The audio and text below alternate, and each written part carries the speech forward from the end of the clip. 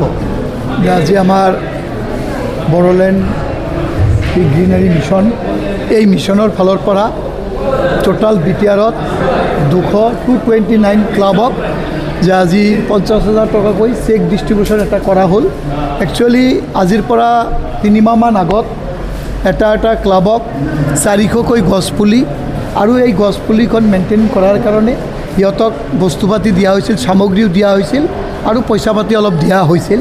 তো গৈ যে ক্লাববিলাকে যে 400কৈ গছপুলি লগোৱাৰ যে মেইনটেনেন্স, এই মেইনটেনেন্সৰ কাৰণে আজি আমাৰ বিটিআৰ চৰকাৰে যে 50,000 টকাকৈ 229 ক্লাবক যাতে গছপুলিখন ভালকৈ যত্ন কৰি যাতে আমাৰ যেটো উদ্দেশ্য যে গ্ৰীণ মিছন বড়োলেণ্ড যেটো আমাৰ বিটিআৰৰ চিপৰ যেটো উদ্দেশ্য লক্ষ্য এইখিনি সাকসেস কৰাৰ কাৰণে আজি আমাৰ ইয়াত এই চেকটো ডিস্ট্ৰিবিউশন হ'ল।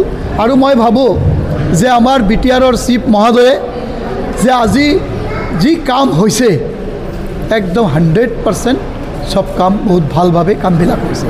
আজি মই বহুত দিনৰ পৰা সমষ্টিবিলাকত ঘূৰি থাকোঁ, চাই থাকোঁ যে আগৰ এটা কালপাট বনাইছে আৰু এতিয়াৰ এটা কালপাট বনাইছে, তাৰ ভিতৰত বহুত ডিফাৰেঞ্চ আপোনালোকেও দেখা পায় আগৰ কামৰ কোৱালিটি আৰু এতিয়াৰ কোৱালিটি। এইকাৰণে মই ভাবোঁ বিটিআৰৰ চিফ মহোদয়ক ধন্যবাদ দিব লাগে, অসমৰ মাননীয় মুখ্যমন্ত্ৰী মহোদয়ক ধন্যবাদ দিব লাগে। এইদিনা আমাৰ বিটিআৰৰ আমাৰ মুখ্যমন্ত্ৰী মহোদয় এইদিনা আহিছিল তামোলপুৰত, তাতো এখেতে যে স্পিচ দিছিল বাথৌৰ ওপৰত বা বড়ো ভাইসকলৰ ওপৰত যে সবে আমি মিলা প্ৰীতিৰে একত্ৰিত হৈ আমাৰ বিটিআৰৰ কাম কৰি যাব লাগে, তাৰে মই লক্ষণ দেখা পাইছোঁ। আৰু বিশেষকৈ মই এটা কথা ক'ব পাৰোঁ যে আগন্তুক দিনত যে বেলেগ যে কোনোবা যেহেতু আমাৰ ইলেকশ্যন আহি আছে, কোনোবা চিন্তা কৰি লাভ নাই। বিটিআৰৰ চিফ আমাৰ যি UPPL আৰু BJPৰ যি চৰকাৰ চলি আছে এইটোৱেই আমাৰ চলি থাকিব।